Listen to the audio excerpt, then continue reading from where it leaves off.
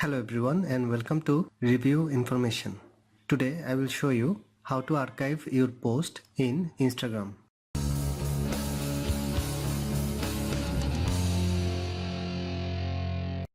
Go to the Instagram app from your apps list. Tap on the profile icon from the bottom right corner.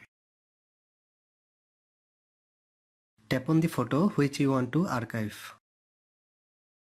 Tap on the three vertical dot at the top right corner of the photo. You can see there is an option which is called Archive. Tap on this. The photo is gone from your profile. Now tap on the Archive button beside three vertical line at the top right corner.